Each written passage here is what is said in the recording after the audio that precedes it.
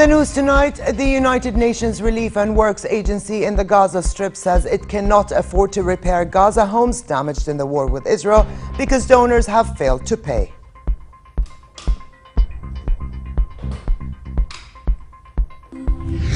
Kurdish forces battled Daesh terrorists outside Kobani a day after Kurds said they had taken full control of the northern Syrian town following a 4-month battle. And a blizzard sweeps across the northeastern United States, dropping as much as 60 centimeters of snow in some areas and causing the cancellation of thousands of flights.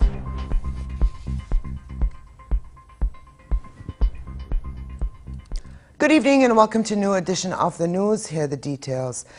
A senior military official in the Jordan Armed Forces has stated that Jordanian authorities are verifying the credibility and authenticity of an audio recording attributed to Daesh in relation to a Japanese national held captive by the group. The military statement said the authorities have been reviewing the recording, which demands the release of Sajida Rishawi, the woman who tried to blow herself up in an Al-Qaeda attack in Amman in 2005, in return for the release of the Japanese hostage. The recording did not mention Jordanian pilot Muad al-Kasasbe, who was taken hostage by Daesh after his plane went down over Syria's Raqqa over a month ago. Prime Minister Abdullah Mansour received visiting New Zealand Foreign Minister Murray McCully and discussed with him ways to promote bilateral ties as well as regional developments. Mansour and McCully discussed the Palestinian conflict, where Mansour stressed the need for the international community to help find a solution and pressure Israel to abide by UN resolutions. The meeting also touched on the Syria crisis and the implications on Jordan of hosting an estimated 1.1 million refugees who continue to flee their country. Mansour reiterated Jordan's support of a political solution in Syria to end the bloodshed and ensure the return of all refugees to their homeland. Foreign Minister Nasser Judeh also met with New Zealand's Foreign Minister. The meeting dealt with a number of regional issues as well as Jordan's position on extremism and efforts to confront radical organizations purporting to act in the name of Islam.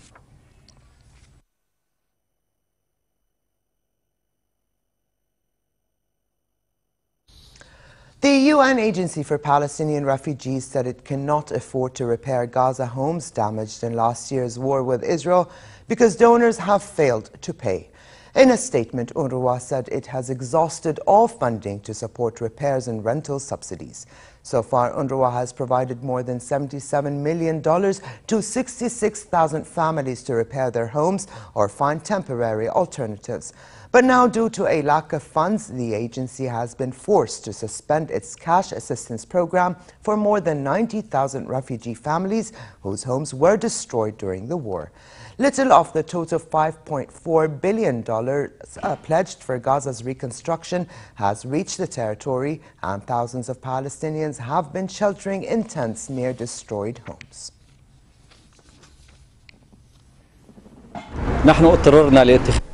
We had to take this act because we don't have any money now to offer for repairing damaged houses or for renting homes for tens of thousands of families in Gaza Strip. We received only $135 million. We asked in Cairo's conference for $724 million, but practically the reconstruction funds did not arrive in Gaza. This will cause more suffering for the people of Gaza. Kurdish forces battled Daesh terrorists outside the Syrian town of Kobani, close to the Turkish border, after taking full control of the town yesterday, following a 4-month battle.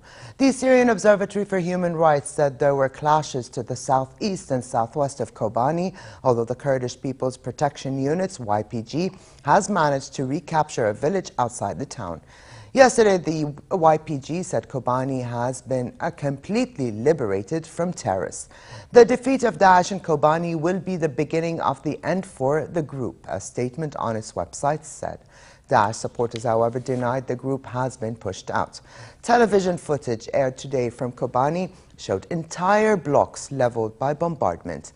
In response to celebrations over Kobani, Turkish President Tayyip Erdogan questioned who will rebuild the town and what will happen to its people. When it is about Kobani, the whole world stands up and cooperates for a small town. Those who flee Kobani come to us, 200,000 people. We host them here. There is nobody left there, but they bomb it. Today, they are dancing with happiness. What happened? ISIS is out of there? Fine. But who will repair all those places you bombed? Nobody thinks about the future. Will that 200,000 who fled Kobani be able to go back? When they are back, where will they live? Nobody thinks about that. Öyle mi? A U.S. State Department official, meanwhile, said it is still too early to declare mission accomplished in Kobani. The official said about 90% of the town has been retaken, and Daesh is withdrawing from the town, adding that the number of terrorists killed in the fighting in Kobani is in the 4 figures.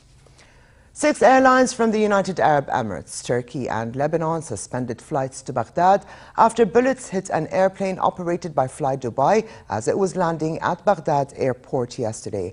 An aviation official said Iraq briefly suspended air traffic following the incident, but permitted it to resume this morning.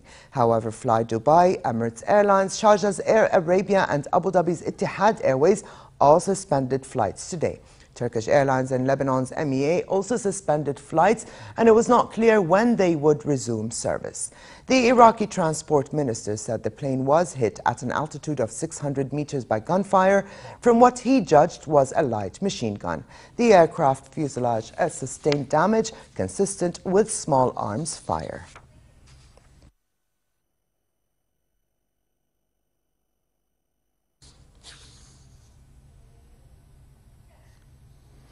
Over to Egypt, and a car bomb killed 1 person and wounded 2 others near a police station in Alexandria as police discovered 3 other explosive devices. Assailants hurled Molotov cocktails at another police station in Alexandria, setting fire to part of the building, but there were no casualties. 2 bombs planted in front of a courthouse in a Cairo district were defused, while a bomb in front of another courthouse in Fayoum province exploded without causing injuries.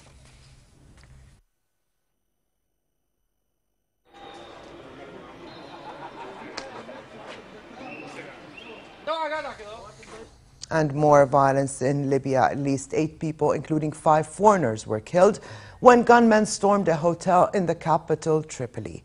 Gunfire was reported inside the Corinthia Hotel, Tripoli's most prominent hotel, where government officials and foreign delegations often stay.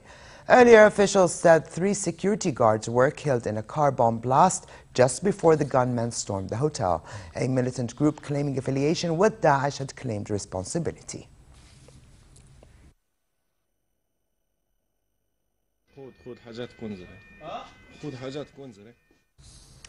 The leader of Yemen's Houthis, who control the capital Sana'a, said his group is seeking a peaceful transfer of power after the resignation of President Abd Rabbu Mansour Hadi. In a televised speech, Abd al-Malik al-Houthi urged all factions to work together to solve the crisis. He warned, however, against allowing Yemen to be pushed to collapse and said that consultations were proceeding under UN auspices to resolve the country's standoff. He added that resolutions made during nearly a year of national dialogue organized by Hadi in 2013 would be part of any agreement. His speech came less than an hour after his supporters released Hadi's chief of staff, whom they seized last week.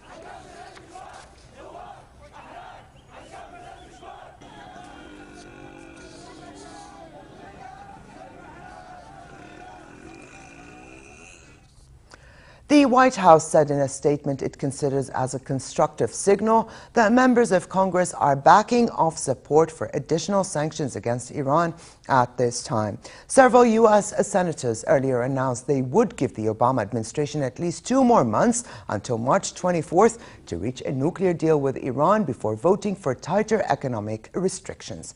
Obama has repeatedly said that more restrictions on Iran could upset negotiations underway and pledged to veto any bill imposing new sanctions while talks are ongoing. And back here at home, and during a visit to the Royal Film Commission, Her Majesty Queen Rania highlighted the need of supporting the film industry and the positive impact the sector could have on the national economy. Her Majesty met with the Commission's board members as well as Jordanian budding artists and was briefed by board member Princess Reem Ali on activities aimed at supporting Jordanian talent and attracting foreign producers to Jordan. The Royal Film Commission seeks to support Jordanian filmmakers, promote the film culture in the kingdom, and create jobs through attracting foreign productions from the region and worldwide. According to the Commission's director, the filmmaking industry creates around 8,000 jobs per year, while foreign productions inject an average of 11 million Jordanian dinars into the local economy.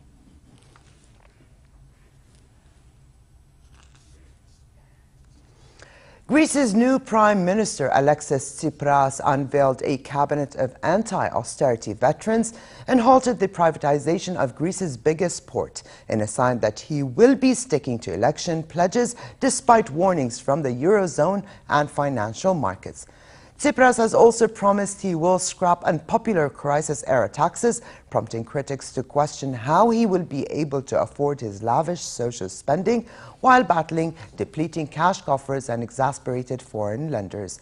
The government, installed within 48 hours of Sunday's win, is expected to pursue social welfare policies such as handing out free electricity and food stamps to the poor and cutting heating oil prices, alongside a crackdown on tax evasion.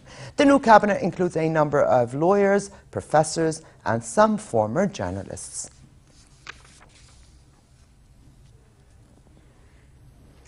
A blizzard swept across the northeastern United States, dropping more than 30 centimeters of snow across Massachusetts and Connecticut.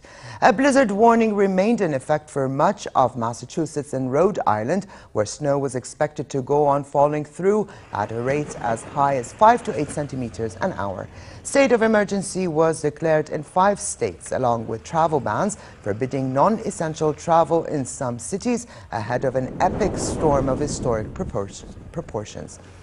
Though the blizzard warning for the New York City area was lifted, throughout the region, offices were closed, schools were shut, and some roads were impassable.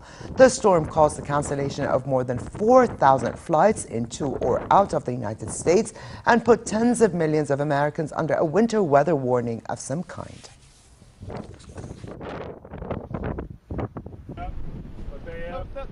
front's caved in. You know, they had those big storm shutters and they caved in. Yeah. All right. We'll go there next. Yeah, did you walk out here at all? No. She's been an astronaut, a princess, a president, and now is going to be a superhero. Barbie, the world-famous doll, will be showing off her latest look at the Nuremberg Toy Fair in Germany. Barbie has been a popular figure in the toy market for the last 55 years, but sales have dwindled for the doll, and its maker Mattel is hoping the new superhero Barbie can take the world by storm. The launch coincides with a new animated film about the iconic doll as a modern-day princess with a superhero life.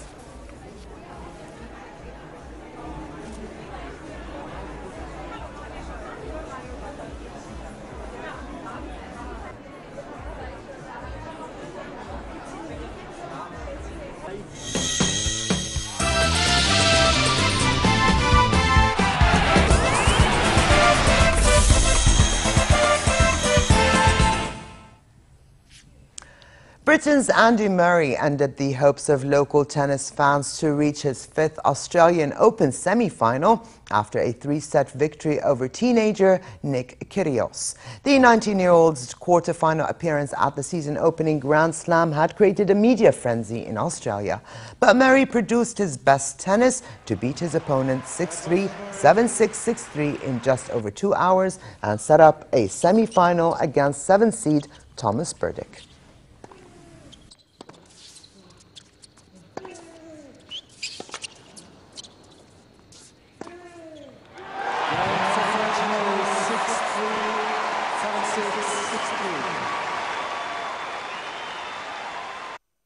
Real Madrid's newest signing, Lucas Silva, was presented to the media at the Santiago Bernabeu. The defensive midfielder has been signed from Brazilian champions Cruzeiro for a reported fee of around $17.4 million. The 21-year-old is considered to be one of Brazil's most promising young players and has represented his country at junior level. Sylvia's arrival could now prompt the departure of Asier Eramendi, who is believed to be a target for Real's struggling La Liga rivals Athletic Bilbao.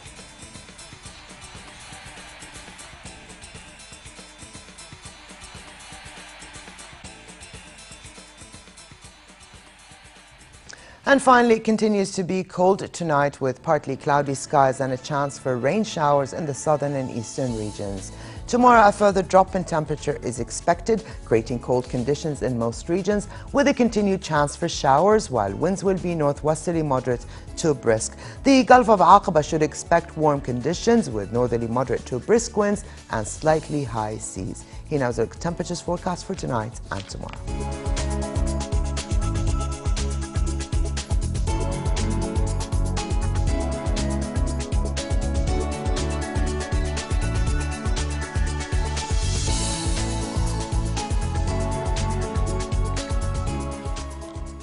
And to close, here's a reminder of the day's top stories.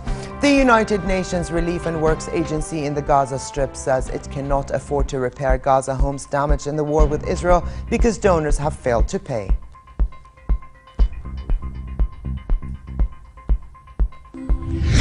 Kurdish forces battled Daesh terrorists outside Kobani a day after Kurds said they had taken full control of the northern Syrian town following a 4-month battle. And a blizzard sweeps across the northeastern United States, dropping as much as 60 centimeters of snow in some areas and causing the cancellation of thousands of flights. And with this, we come to the end of this edition of the news. I'm Aliatou Khan. Thank you for joining us and have a good night.